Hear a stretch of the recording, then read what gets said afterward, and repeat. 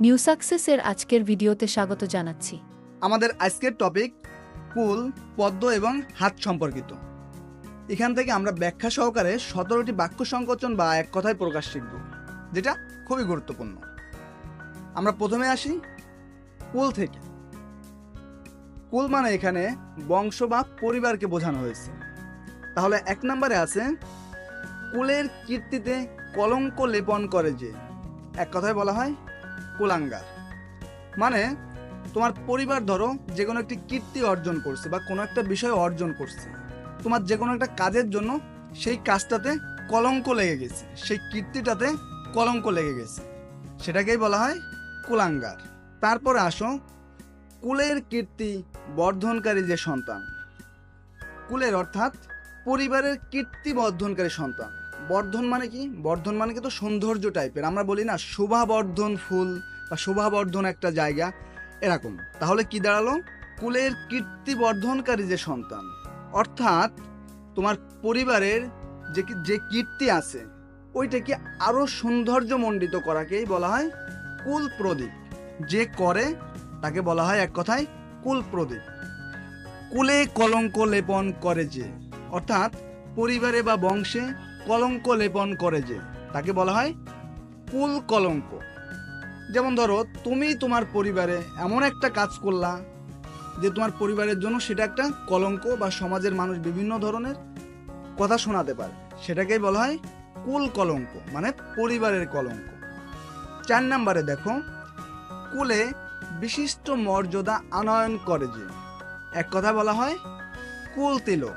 কুলে অর্থাৎ পরিবারে বা বংশে। ধরো তুমি নার্সিং ভর্তি পরীক্ষায় চান্স পেয়েছো, বা মেডিকেল ভর্তি পরীক্ষায় চান্স পেয়েছো, বা তুমি একটা সরকারি চাকরি হয়ে গেছে, বা তুমি ভালো যে কোনো একটা অ্যাচিভমেন্ট করছো, সেখানে কি হয়েছে?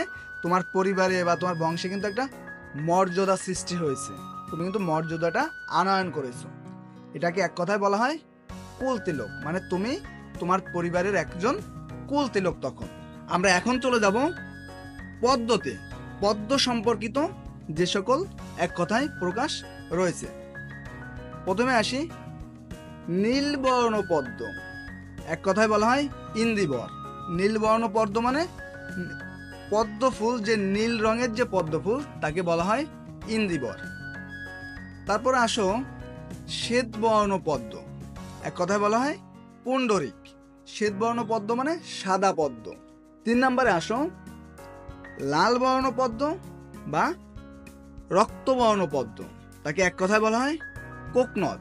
তুমি কিন্তু দেখবা পদ্ম ফুলে অনেকগুলো কালার আছে, ঠিক আছে, লাল আছে, সাদা আছে, তারপর তোমার নীল আছে, হ্যাঁ।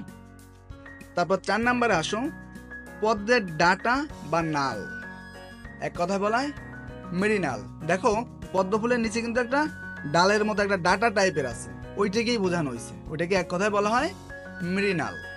এবং পদ্মের ঝাড় বা মেরিনাল সমূহ, এক কথায় বলা হয় মেরিনালি। দেখো পদ্ম ফুলের ঝাড়গুলো, অনেকগুলো পদ্ম ফুল যখন এক জায়গায় রাখা হয় তখন কিন্তু ওর যে মেরিনালগুলো, মেরিনাল সমূহ যেগুলো মানে ডাঁটাগুলো এক জায়গায় যখন থাকে সবগুলোকে মিলায় বলা হয় মেরিনালি। ক্লিয়ার? আচ্ছা, তোমাদের কোনো প্রশ্ন থাকলে আমাদেরকে কমেন্ট বক্সে জানাবা। তারপর আসি হাত। এইটা খুবই গুরুত্বপূর্ণ একটা টপিক। এখান থেকে কিন্তু বিভিন্ন সময় পরীক্ষায় প্রশ্ন আসে, ইংলিশেও কিন্তু অনেক সময় প্রশ্ন চলে আসে।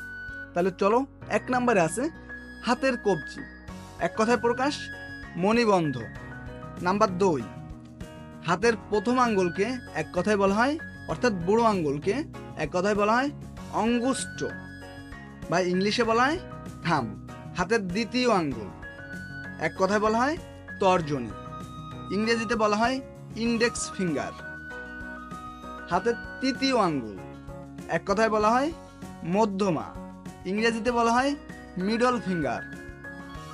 হাতের চতুর্থ আঙ্গুল অনামিকা, ইংরেজিতে বলা হয় রিং ফিঙ্গার। আমরা কিন্তু এই যে অনামিকা চতুর্থ যে আঙ্গুলটা, এখানে কিন্তু আমরা আংটি পরানো হয়, কিন্তু বিয়ে টিয়ে করলে কিন্তু বা এমনিতেই কিন্তু এখানে আংটি পরানো হয়, এটার জন্য হয়তো এটার নাম রিং ফিঙ্গার। নাম্বার 6, হাতের পঞ্চম আঙ্গুলকে এক কথায় বলা হয় কনিষ্ঠা, ইংরেজিতে বলা হয় লিটল ফিঙ্গার বা পিঙ্কি।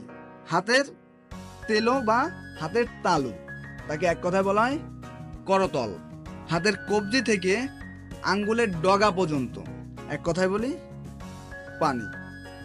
খুবই গুরুত্বপূর্ণ কিন্তু এই টপিকটা, তুমি প্রয়োজনে ভিডিওটা আরেকবার দেখো।